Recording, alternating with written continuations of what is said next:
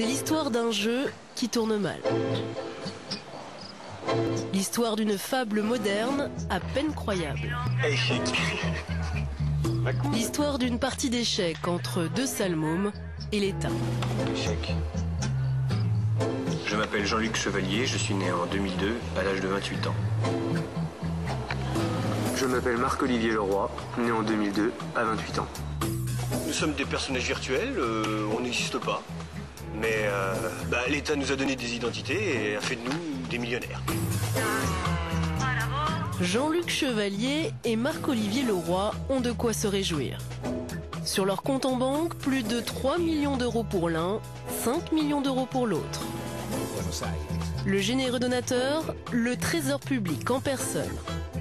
C'est tellement beau qu'on a du mal à y croire, et pourtant, ce n'est pas une erreur.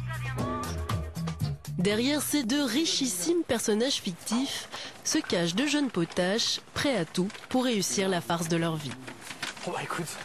Benjamin et Laurent ont commencé leur carrière d'artistes engagés sur les murs, dans les métros et les abribus de Paris.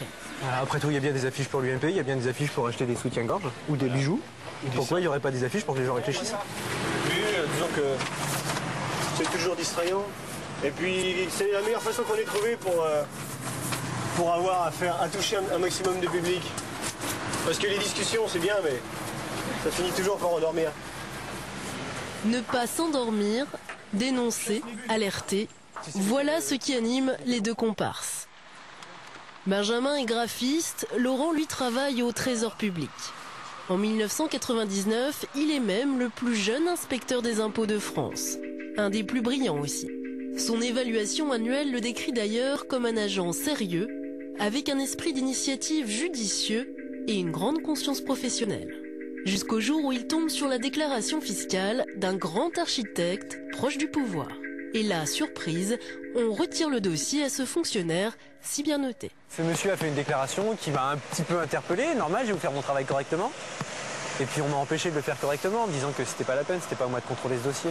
C'est-à-dire, c'est quoi qui vous a choqué sur ce dossier? Il y avait une grosse restitution d'avoir fiscal. Une grosse restitution d'avoir fiscal. Et puis des éléments très grosses. Qui généraient, voilà, ça générait quelques millions de francs quand même de chèques signés par le Trésor public. De solutions, vous êtes jeune, vous dites, bon ben, j'enterre la tête dans le sable comme toutes les autruches qui travaillent autour de moi. Mais c'est pas ça qui améliore le système. Le système, il fait que s'enfoncer dans ces cas. Alors l'autre solution, c'est de dire, on va appuyer sur la pédale de l'accélérateur et la voiture, elle va aller un peu plus vite dans le mur. Les joyeux de Rille ne se contentent plus alors d'affiches provocatrices. Ils veulent toucher l'État au cœur et surtout porter les stockades au sein des saints, l'administration fiscale. Première étape, créer des faux papiers, apparemment un jeu d'enfant. Les choses qu'on a faites avec le plus de difficultés, c'était taper à la machine à écrire des extraits d'actes de naissance. Et imprimer un malheureux tampon. Donc si tu veux, on peut aller sur Google regarder des tampons. Voilà, regarde, on a des trucs là. Un tampon comme ça, tu arriveras quasiment à le faire passer pour un truc officiel d'une mairie quelconque. Tu gommes un petit peu le mot visa et c'est arrivé. Tu mets 2-3 étoiles. Et puis pour le reste, il suffit d'avoir une vieille machine à écrire et taper le texte. C'est même pas la peine d'utiliser une syntaxe particulière, on met du vieux français, ça marche comme ça. Ça passe. Et ça marche. Les gens ne vérifient pas ou peu. Grâce à ces faux extraits d'actes de naissance, ils obtiennent ainsi de vrais papiers d'identité au nom de Marc-Olivier Leroy et Jean-Luc Chevalier. Pour l'administration, c'est sûr, ces deux personnes existent. Elles peuvent alors monter une société et ouvrir un compte en banque. Face au Trésor public, messieurs Leroy et Chevalier avancent leur pion. Ils le savent en déclarant au fisc certains revenus, même fictifs, ils obtiendront automatiquement de vrais remboursements. Fin août 2002, grâce à ce système dit de l'avoir fiscal, messieurs Chevalier et Leroy encaissent le jackpot. On va vous rendre ce que vous avez payé en impôt sur les sociétés. Résultat, le monsieur se retrouve avec un gentil chèque de 5 millions d'euros. Voilà. Il y avait la pub à cette époque-là sur les bus. 8 millions d'euros. À qui le tour? À vous. À nous. Enfin, à Jean-Luc Chevalier, pas à nous. Donc voilà, c'était tout.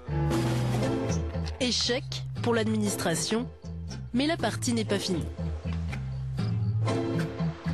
Les deux trublions n'en croient pas leurs yeux. Bercy n'est pas une forteresse imprenable. Aucune des déclarations faites par Leroy et Chevalier n'a été vérifiée. Pire, le montant du virement n'a suscité aucune interrogation de la part du fisc. Le jour où l'administration fiscale a versé 5 millions d'euros sur le compte en banque de Leroy et Chevalier, et ben qu'est-ce qui s'est passé? L'agence bancaire de la Barclays, ils ont décroché leur téléphone en demandant au Trésor public, mais vous vous rendez compte que vous venez de nous verser 5 millions d'euros. C'est sur le compte d'un particulier. Et le Trésor public répond tout naturellement, mais il n'y a pas de problème, ça a été contrôlé, monsieur. Voilà. Ça c'est beau. Ça, c'est terrible. Alors comment vous l'expliquez justement ce manque constant de contrôle? Ça sert les intérêts des personnes qui font les lois. La base de notre contestation politique, elle est là. Elle est de dire aussi que les gens qui sont à la tête de l'État sont contestables parce qu'ils sont intéressés. Qui a créé l'avoir fiscal? Monsieur Chaban-Delmas en 73 pour aider ses copains qui avaient des dividendes d'actions qui payaient trop d'impôts. C'est ce qu'a dénoncé le Canard enchaîné en 73. Voilà, à quoi sert l'administration fiscale dans l'état dans lequel elle est aujourd'hui? À l'État. Souvenez-vous, en 1973, le Canard publie une des feuilles d'imposition de Jacques Chaban-Delmas. Scandale, pendant 4 ans, l'ancien Premier ministre n'a payé aucun impôt grâce à ce même système de l'avoir fiscal qui privilégie les abattements sur les dividendes d'actions. C'est-à-dire que les mecs qui travaillent, ils payent de l'impôt, les mecs qui touchent des dividendes d'actions, donc ils ne travaillent pas, ils touchent que du capital, et eux ils sont exonérés. Ils payent très peu d'impôts, beaucoup moins que ce qu'ils devraient. Ce n'est ni la police, ni le fisc qui met fin à la farce, mais une veuve de 90 ans qui reçoit par erreur un avis d'imposition. Dans une lettre au Trésor public, elle s'étonne que le fisc veuille lui verser 3 millions d'euros d'avoirs fiscaux. Une enquête est lancée. La brigade financière remonte très facilement aux 2 copains. La farce leur coûte 4 mois de prison. Ils les passeront ici à la maison d'arrêt d'Osny, en région parisienne. C'est beau, hein? On a vexé l'administration, on a fait un crime de lèse-majesté. On a vexé la vieille dame, voilà, parce qu'on lui a rappelé qu'elle était vieille et plutôt sénile. Puis nous aussi, finalement on était quand même vexés au-delà de ça, pire encore, humiliés, parce que la prison c'est surtout ça, c'est l'humiliation. Ça fait cher de la clownerie parce qu'on passe pas du coca. Non, on passe pas du bon fonctionnaire bien installé dans la société au statut de délinquant aussi facilement que ça et sans faire des accros autour de soi. Pourquoi vous n'êtes pas parti avec ces 8 millions alors? Parce qu'on s'en fout. Mais je sais pas. Notre vie, elle n'était pas là-dedans. Ce sont des personnages virtuels. Nous sommes réels. C'était pas la même chose. On peut pas tout mélanger. On était dans une logique à la fois de stratagème, de farce, de recherche artistique. Pourquoi vous voulez pas révéler vos identités aujourd'hui? Pour la même chose que tout le reste. On n'est pas Leroy et Chevalier. On n'est pas. Nous on a notre vie. C'est bien. On l'aime notre vie telle qu'elle est. Cette histoire était intéressante, elle a besoin d'être relayée, que d'autres personnes prennent le relais. Nous on a porté, on a donné de nous. On a une partie de notre vie, un certain pourcentage de notre vie qui a été perdu dans ce bâtiment là derrière. Voilà. Il y a des morceaux de nous là-bas.